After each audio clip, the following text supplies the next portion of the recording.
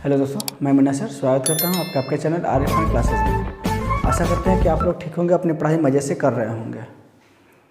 आज का हम लोग का टॉपिक होगा भारतीय भवन मैथ प्रश्नावली 1B का इंट्रोडक्शन में हम लोग पढ़ेंगे अंक गणित का आधारभूत परिमेय, है ना, the fundamental theorem of arithmetic, ठीक है ना। और इसको पढ़ने से पहले हम लोग पढ़ेंगे अभाज्य संख्या या ऋण क्या होती है, यौगिक संख्या या भाज्य क्या होती है, सह अभाज्य संख्या क्या होती है। इससे चलिए देखते हैं कैसे क्या होता है। अंक गणित के आधारभूत परिमेय पढ़ने से पहले हम लोग को पढ़ना है ना, ये इसी के भाग है ना, तो इसको पढ़ना है। कर अभाज्य संख्या या ऋण संख्या किसे कहते हैं, ठीक है। तो अभाज्य संख्या का मतलब सीख रहे हैं, अभाज्य का मतलब क्या है, जो किसी से भाज्य ना हो उसे क्या कहते हैं, अभाज्य कहते हैं, ठीक है। जो किसी से भाज्य ना हो उसे अभाज्य। जैसे मान लिया अब कौन सी संख्या भाज्य हो रही है, ये मान लिया 1 हो गया, 2 हो गया, 3 हो गया, 4 हो गया, 5, 6, है ना, 7, 8, 9, 10, यहाँ तक की संख्याएं ले लीजिए सपोज। तो अब अभाज्य का मतलब ये होता है ना, अभाज्य का मतलब ये होता है ऐसी संख्या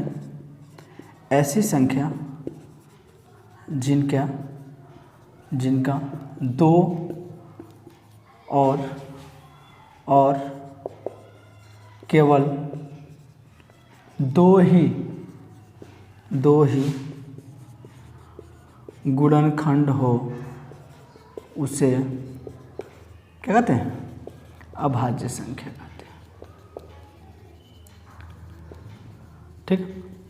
मतलब क्या है, तो दो ऐसी संख्या जिनका दो या दो से अधिक, है ना, दो और केवल दो ही गुणनखंड हो, उसे क्या कहते हैं, अभाज्य संख्या कहते हैं। तो भाई कौन सी ऐसी संख्या है जिसका सिर्फ दो ही गुणनखंड है, उसे अभाज्य संख्या कहेंगे। बहुत सारे लोग कह देते हैं ना कि ऐसी संख्या जो खुद से कटे और एक से कटे, उसे क्या कहते हैं, अभाज्य संख्या कहते हैं, ठीक है। लेकिन तो एक देखिएगा, एक तो खुद से भी कट रहा है और एक से भी कट रहा है, तो ये हमारी क्या होगी, अभाज्य संख्या होगी नहीं। इसके पास अगर इसको तोड़िए, गुणनखंड का मतलब क्या होता है मैं आपको बता रहा हूँ। जैसे गुणनखंड का मतलब ये होता है, जैसे 4 देखिएगा, 4 किससे किससे कटेगा, एक से भी कटेगा, 2 से भी कटेगा और 4 से भी कटेगा। तो मतलब ऐसी संख्याएं जो 4, ये जो ऐसी संख्या जो 4 को क्या करे, पूरी विभाजित कर दे, वो संख्या क्या कहलाती है, 4 का गुणनखंड कहलाती है ना। जैसे मान लीजिए 6 है, तो 6 क्या है, देखिए तो 1, 2, 3, है ना, और 6। तो देखिए कि ये जो जितनी भी संख्याएं हैं, इससे 6 क्या होगी, पूरी विभाजित हो जाएगी। तो ऐसी संख्याएं जो किसी संख्या को पूरी विभाजित कर दे, यानी शेषफल के तौर पर क्या मिल जाए, 0 मिल जाए, वो संख्या क्या कहलाती है, उस संख्या की गुणनखंड कहलाती है, ठीक है। जैसे देखिएगा, अब 8 की बात करते हैं। 8 1 से भी कटेगा, 2 से भी कटेगा, 4 से भी कटेगा और 8 से भी कटेगा। तो ये सब जितनी भी संख्या है ना, ये 8 का क्या है, गुणनखंड है। क्या है, गुणनखंड है। तो आप समझ गए होंगे कि गुणनखंड कितने। तो ऐसी संख्या जिनका दो और केवल दो ही गुणनखंड हो, उसे क्या कहते हैं, अभाज्य संख्या कहते हैं। अब देखिएगा, एक को अगर आप लेते हैं यहाँ पे, एक को तोड़िएगा, 1 और 1 मिलेगा तो यह अभाज्य नहीं होगा, है ना। 2 को लीजिएगा तो 1 से भी कटेगा, 2 से भी कटेगा, तो यह अभाज्य संख्या हो जाएगा। 3 से देखिएगा, 3, तो यहाँ पे 1 से भी कटेगा, 3 से भी कटेगा, अभाज्य संख्या हो गया। अब 4 को लीजिएगा, देखिए तो 1 से भी कट रहा है और 2 से भी कट रहा है और 4 से भी कट रहा है। तो यहाँ पे क्या लिखा है, 2 और केवल 2 ही, तो यानी कि ये तो नहीं होगा ना, नहीं होगा। देखिएगा 5, तो 5 1 से भी कटता है और 5 से भी कटता है, ठीक है। तो ये भी अभाज्य होगा। अब शायद आपको समझ में आ गया होगा कि वह संख्या जिसका 2 और केवल 2 ही गुणनखंड हो, उसे क्या कहते हैं, अभाज्य संख्या कहते हैं, ठीक है। तो देखिएगा यहाँ पे 2 अभाज्य संख्या है, 3 भी है, 5 भी है, 7 भी है, 9 नहीं है। 9 के पास देखिए, 9 इसलिए नहीं है अभाज्य संख्या क्योंकि 9 देखिएगा 1 से भी कटता है, 3 से भी कटता है और 9 से भी कटता है। यानी इसका कितने गुणनखंड है, 3 गुणनखंड है, 3 गुणनखंड है, 1, 2 और 3। इसीलिए ये क्या है, अभाज्य संख्या नहीं होगी। तो अब यहाँ पर हाँ 11 हो सकता है, 11 हो सकता है, 13 हो सकता है, 17, 19, है ना, 23, 10, बहुत सारी संख्या, उससे अनंत संख्या होती है इसकी, इस पर कोई दिक्कत नहीं है। आई होप कि आपको अभाज्य संख्याएं या ऋण संख्याएं यानी कि प्राइम नंबर समझ में आ गया होगा, ठीक है। चलिए नेक्स्ट पे देखते हैं, नेक्स्ट क्या कह रहा है इसमें, है ना। नेक्स्ट करें यौगिक संख्या। क्या करें? यौगिक संख्या, है ना।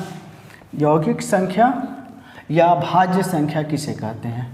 यौगिक संख्या या भाज्य संख्या किसे कहते हैं? देखिए यौगिक संख्या, यौगिक, है ना, या भाज्य संख्या किसे कहते हैं? भाज्य मतलब किसी से संख्या से भाज्य हो, किसी संख्या से कटता हो। जैसे देखिएगा मैंने लिखा था, तो यहाँ पे मैं यौगिक संख्या का परिभाषा लिख दूँ, दो ऐसी संख्या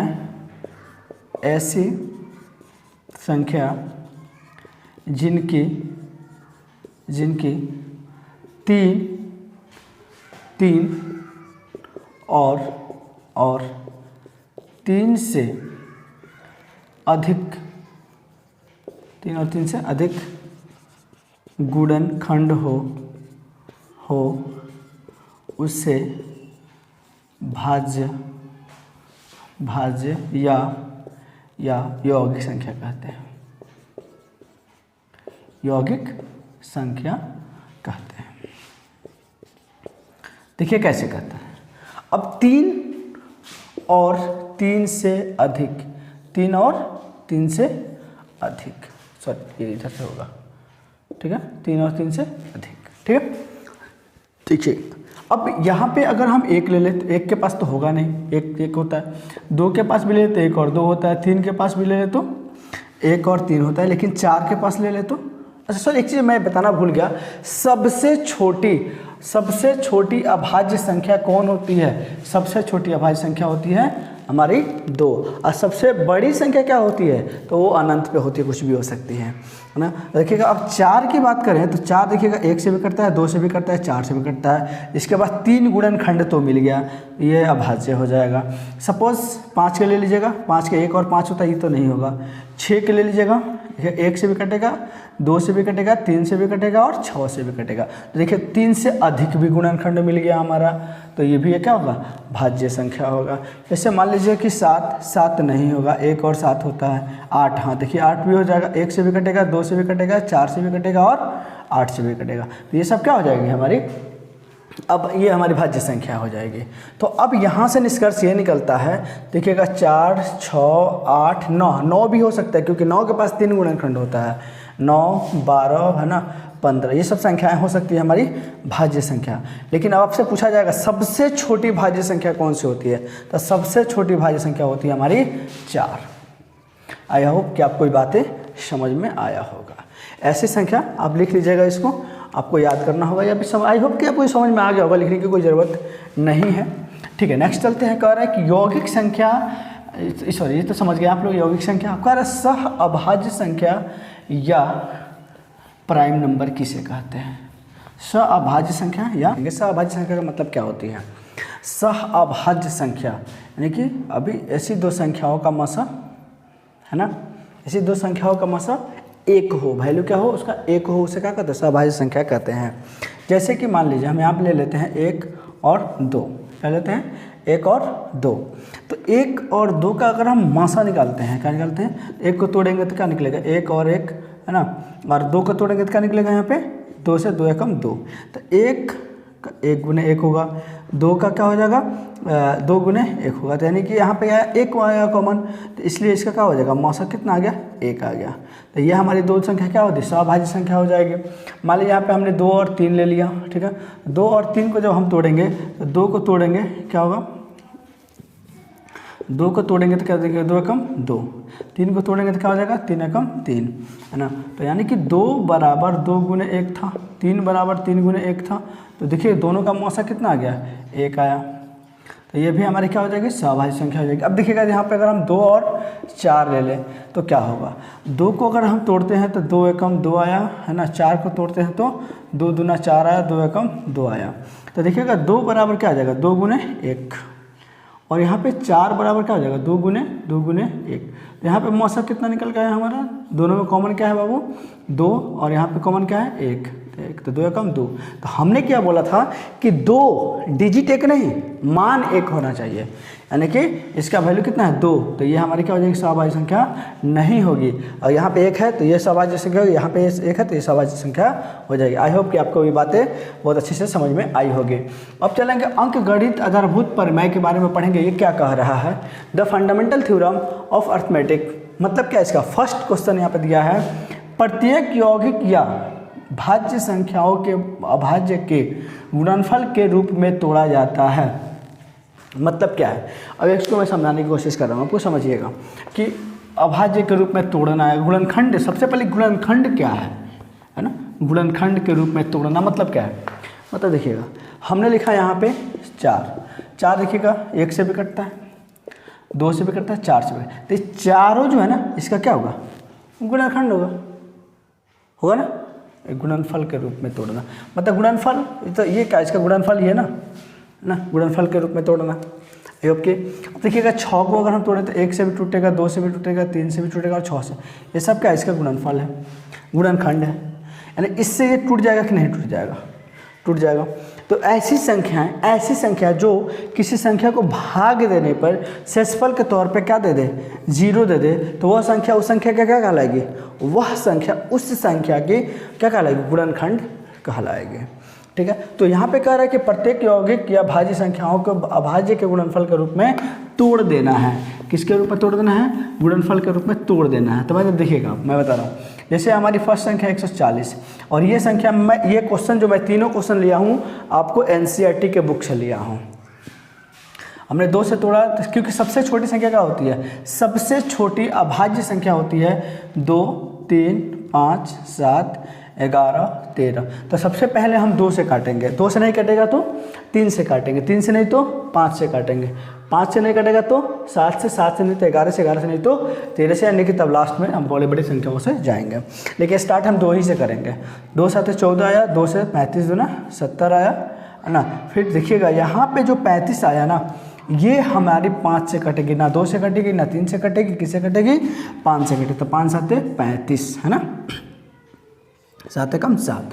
अब हमको क्या करना है, अभाज्य गुणनफल के सभी का भिन्न या अलग होना जरूरी नहीं है। तो जो भी अभाज्य देखिए गुणनखंड हमारा आया है, ये कोई ज़रूरी नहीं है कि एक जैसा हो, जरूरी नहीं है कि अलग हो, अलग भी हो सकता है और एक जैसा भी हो सकता है। जैसे कि यहाँ पे कहा है तो 140 को अगर हम लिखें तो 2 गुने 2 गुने 5 गुने क्या लिखा है, 7 लिखा हुआ, राइट। अब कह रहा है एक जैसा होना कोई ज़रूरी नहीं है, एक जैसा भी हो सकता है और अलग अलग भी हो सकता है।